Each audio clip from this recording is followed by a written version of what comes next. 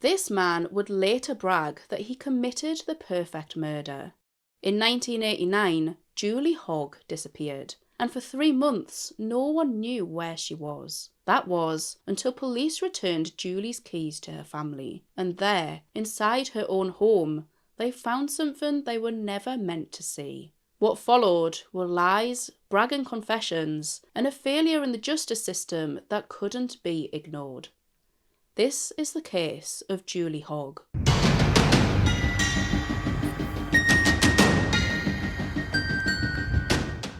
Julie Hogg, originally Julie Ming, was born in Yorkshire in 1967 to parents Anne and Charlie Ming. She had an older brother called Gary and a younger sister, Angela. Shortly after Angela's arrival, the family moved to Billingham in Teesside. When Julie was young, she was described as quiet and shy, and grew up to be much more outgoing and bubbly, with a good sense of humour and an infectious laugh. Julie found love young.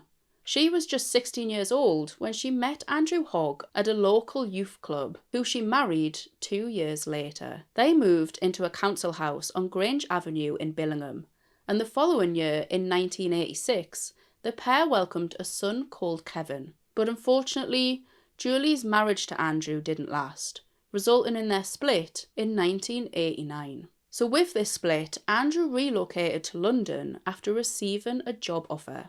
Julie was especially close to her mum. She would visit Anne daily with Kevin, but they would talk multiple times on the phone every day.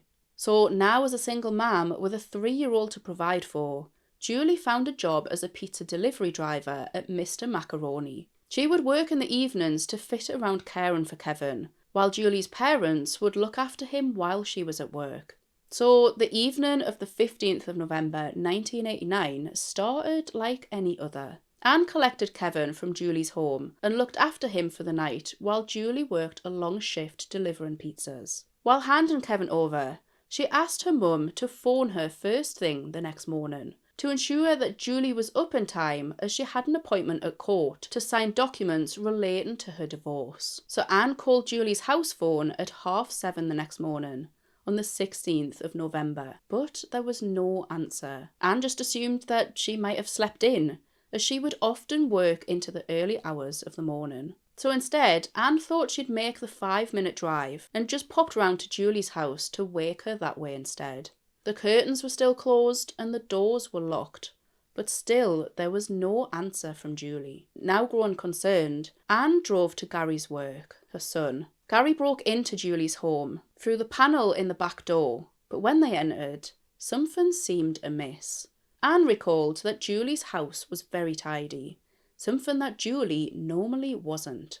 Her bed appeared untouched and was even neatly made, even though Julie would always leave the covers pulled back. With a gut feeling something wasn't right, Anne contacted the police to report her daughter missing. But as we've heard many times before, the police said it was too soon. They said Julie would likely have just gone out after her shift, and maybe she stayed at a friend's house for the night. They advised for Anne to wait for Julie to call her, but wasting no time at all, Anne called around Julie's friends, but none of them had seen her. Julie's dad Charlie visited the Mr. Macaroni pizza shop to see if they knew where Julie was heading after work the night before. They said that a colleague of Julie's had drove her home and watched her put the key in the door before they drove off. This was at around 1:30 a.m. As far as the colleague was aware, Julie was safe at home that night. Anne didn't feel that the police were taking her concern for her missing daughter seriously, so she visited the station again. At this point, authorities were sure that Julie was what they referred to as a typical case, with one saying that she was having marriage troubles and that she had likely hitched a ride to London to start a new life. But Anne strongly disagreed. She knew in her heart that Julie would never just leave her 3-year-old son. Julie's makeup bag was left on the bathroom windowsill, and as Anne had stated, Julie wouldn't even walk down the street without any makeup on, so the chances of her leaving this behind were slim. No clothes appeared to be missing either, apart from the clothes that Anne had last seen Julie wearing while collecting Kevin, a peach-coloured blouse and a black skirt. So 4 days after Julie's reported disappearance, forensic officers began a search of Julie's home. But after 5 days, nothing was found. They said that there was nothing to suggest that Julie had been a victim of foul play, or at least not within her own home. So instead, the local surrounding area and rivers were searched. The days turned to weeks, and eventually Christmas came and went, but there was still no sign of Julie. 3-year-old Kevin was distraught and cried for his mum every day. In February 1990, nearly 3 months after Julie disappeared, Andrew returned to Billingham to care for Kevin. Andrew received the keys to Julie's home from the police and started to clean up the fingerprint dust. Having been stood empty for months, the house was freezing, so he turned on the heating. But after some time, Andrew noticed a foul smell seeping from the bathroom and called Anne for some advice. They assumed that it could have been the toilets, as the house had been stood empty for some time, but no amount of cleaning removed the stench. The following day, on the 5th of February 1990, Andrew mentioned to Anne that the smell was getting worse, so she popped around with Kevin to see if she could help. She recalls entering the house, going upstairs, and the smell hitting her before she even reached the bathroom. Having worked in a surgical unit for over 20 years, Anne recognised the smell instantly. She leaned against the wall to smell it, but while doing so, she bumped her knee against the bath panel, leading to an overwhelming smell wafting up even stronger. Anne pulled the bath panel back to peer inside, and what she found was gut-wrenching. Wrapped in a blanket was the decomposing, mutilated body of her missing daughter. Something that no mum should ever have to witness. She screamed for Andrew. She's under the bath. And I just ran down the stairs and screaming at Andrew, she's under the bath, she's under the bath. Andrew unscrewed the bath panel, and in a state of shock and complete disbelief, they called the police, who arrived within a few minutes. Anne was absolutely furious. Despite 29 officers being present over a thorough 5-day search, police had assured her that no harm had come to Julie in her home, that they found nothing at all. But Julie had been there all along, for 80 days, and just feet away from the forensic team. An apparent miscommunication led to this space being missed in the search, with each member of the team assuming that somebody else had searched it. And this wasn't the only thing they missed either. The officer searching the loft recalls standing on the banister with a lit match. While briefly looking inside, he failed to notice Julie's watch, her diary, and her cash card, all suspiciously thrown up there. Kevin, who was present when his mum's body was discovered, had absolutely no idea what was happening. Anne couldn't tell him the gruesome truth, so she told him that his mum had tragically slipped in the bath, bumped her head, and was now in heaven. Julie's body was in an advanced state of decomposition, so a definite cause of death unfortunately couldn't be determined. But it was assumed that strangulation was likely. Unspeakable injuries indicated that whoever was responsible subjected the 22-year-old to a violent SA, believed to have been after Julie had passed. The investigation was then escalated to a murder inquiry, so police dug a little deeper into Julie's background. It was discovered that she had recently been in a casual relationship with her next-door neighbour, Mark Ward. When questioned about his whereabouts during the early hours of the 16th of November, he said he was at a stripper night at Billingham Rugby Club. Another member of the rugby club, who was well known in the area for his violent outbursts, was William Dunlop, also known as Billy, a 26-year-old builder's labourer. He too had attended the party that night and viciously attacked a security guard. He'd been drinking heavily that night, which he often did, but this night was a mixture of rum, vodka and cider. And with police aware of this altercation, combined with the initial inquiries from friends, Billy quickly became a suspect. Billy was absolutely no stranger to police, with convictions starting from just the age of 12. His dad raised him as a boxer and implemented a strict upbringing, meaning he knew violence from a very young age, and he associated it with power and authority. He was well known in the area for his heavy drinking and cultivated the notoriety his violent behaviour brought him. As a result, many were scared of him and the consequences of reporting him to police. Billy and Julie met through friends shortly after Julie split from Andrew, and they engaged in a very brief relationship. Within 11 days of Julie's body being found, Mark and Billy were both arrested and a search warrant was issued for both of their homes. Billy was lodging at a property on Rydal Avenue, just streets away from Julie's home on Grange Avenue. The searches here appeared to be much more thorough than the initial search of Julie's home. Under the floorboards in Billy's home, detectives found the keys to Julie's home, and after running tests on these keys, 3 fingerprints were found on the fob, 2 of which were Billy's. A key detail that we'll revisit a little bit later. This was enough evidence for police to charge Billy Dunlop on the 13th of February with the murder of Julie Hogg. No evidence tied Mark Ward to the murder, so he was released. And then even more damning evidence was later found. 9 green fibres matching the rugby shirt that Billy wore that night were found on the blanket that Julie's body was wrapped in, along with his semen and some hairs from his head. Police were certain that this was enough evidence to have him sent down for murder. But this is where everything takes a turn.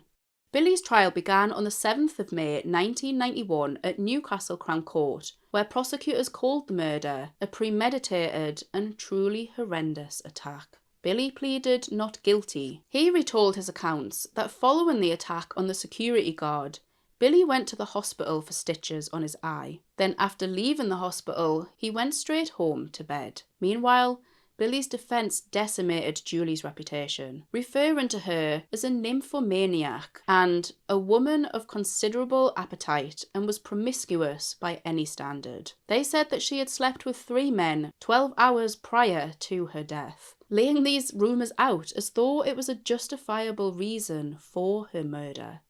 Billy had said that he and Julie had had sex just once, 1 month before her death, which he said explained his semen being present on the blanket. Defence also ran with the 3 fingerprints found on the fob on Julie's keys. As you remember, 2 of these were confirmed to be Billy's, but the 3rd couldn't be identified. They said that this 3rd fingerprint belonged to the true murderer of Julie, making Billy innocent.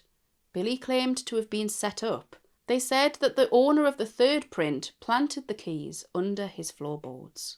So on the 23rd of May 1991, after 14 hours of deliberating, the jury failed to reach a verdict, forcing a retrial date. Billy remained in custody, waiting for his 2nd trial, 5 months later in October. The judge asked the jury to make a quick and definite decision this time, but again, the jury couldn't reach a verdict. So Billy was acquitted of Julie's murder on the 16th of October, to which Anne collapsed in shock. All of the evidence pointed to Billy, so how on earth was he being released? After his release, Billy even had the nerve to appear on TV, urging police to capture Julie's real killer. It is just a relief that it's all over with now. They've been pointing the finger at me for 20 months, and they've found now that it was in the wrong direction, and I would like them now to reopen this case and start looking in the right direction. As time went by, Billy began to brag in pubs about how he had gotten away with the perfect murder. He thought he was untouchable. Word eventually got back to Julie's family, so Anne went straight to the police. She told them that Billy had confessed, but they said that there was simply nothing they could do due to the Double Jeopardy Law. The Double Jeopardy Law was an 800-year-old law. It prevented anyone acquitted for a crime from being tried for the same crime again. It was meant to protect the innocent from being retried for a crime that they simply hadn't committed. But in this case, it was protecting a violent murderer, and he was using it to his own advantage. A flaw in the system that Anne knew she had to change to seek justice for her daughter. A law she campaigned to change. Anne said, "We as a family are doing a life sentence. We are living and breathing what he did until the day I die." Nothing was going to get in Anne's way of seeing Billy in prison for her daughter's murder. Years went by and Billy moved on. In 1987, he entered a relationship with Donna Williams, but she ended it shortly after. When Billy learned that Donna was dating a new boyfriend, Sean Fairweather, he wasn't having any of it. Billy went to Donna's home armed with a baseball bat. He walked in and beat Sean across the head and face, knocking him unconscious, and continued beating him until the bat snapped. Sean was left unrecognisable. My facial skeleton was detached from my skull. Like, near enough every bone in my face was broke. My roof of my mouth was snapped in half. Billy then turned to Donna, who was pregnant at the time, and stabbed her repeatedly with a meat fork. Friends managed to intervene, and thankfully both survived the brutal and murderous attack. Billy was arrested and charged with attempted murder, but he accepted a lesser charge of grievous bodily harm and received 7 years in prison. Although they longed for justice for Julie, Julie's family were just relieved that he was finally serving some time. While serving this sentence, Billy continued to brag about the murder of Julie, and he also wrote and sent threatening letters. He wrote a letter to Donna, stating that when he gets out of prison, he would kill her, the same as he had Julie. Donna handed these letters into police, but it was the same as before.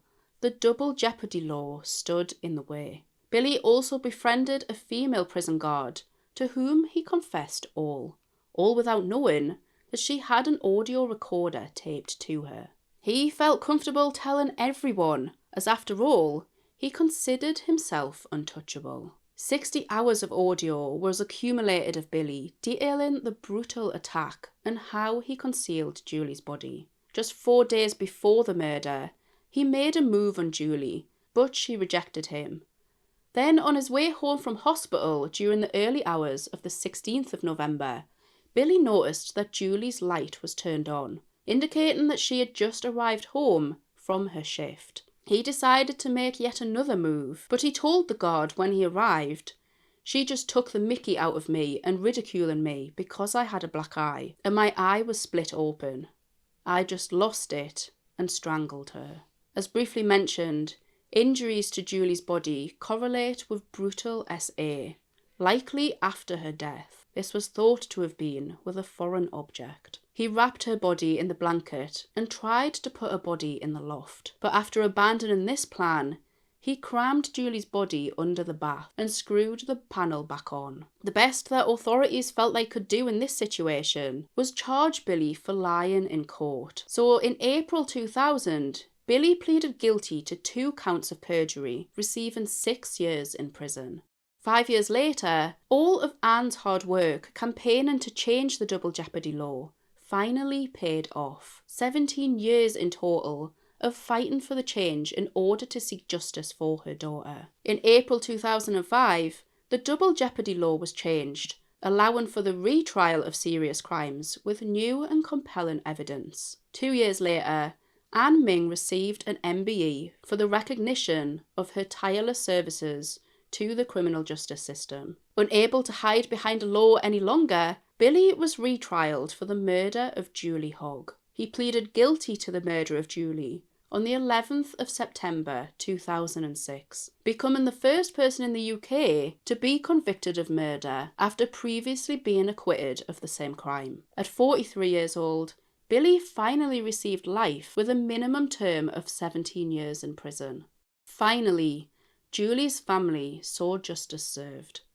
But this wasn't the end of their turmoil. Billy's minimum term expired on the 15th of September 2021. In December 2024, the parole board considered moving Billy to an open prison, but Julie's family vehemently opposed, with Anne saying, "It's horrible. You feel as though the prisoner is pulling the strings every step of the way." He told the board he had been a violent, hideous, uncaring monster, motivated by substance abuse and anger at being rejected, and who could have gone on to kill other people. He said that he thought Julie was a lovely and witty woman, and he took all of his rage and anger out on her when she rejected him. But he claimed to have changed in prison. deeply regretting the man that he had been. After completing numerous courses and programmes, the board had said that they were satisfied that Billy had made sufficient progress to reduce the risk he posed to the public, and has shown he is able to address and replace many negative beliefs and attitudes with better ways of living, and they recommended that he should be moved. But in March 2025, Justice Secretary Shabana Mahood blocked this transfer, stating public protection is our #1 priority, which is why we have blocked William Dunlop's transfer to open prison. And understandably, Julie's family were elated. Anne has said, "I wouldn't want him to put another family through what he has put us through." Over the years, Billy had been considered a suspect for another murder. He was one of the last people seen with 18-year-old Tina Bell when she disappeared in Billingham in June 1989, just months prior to Julie's disappearance. Tina's partial remains weren't found until the following April in wasteland near to her family home, but he was never charged for this incident. Do you think Billy would be safe to transfer to an open prison? If you have any case requests, feel free to leave them down in the comments below. And if you've watched this far, then thank you, and please do subscribe. It really helps my channel to grow.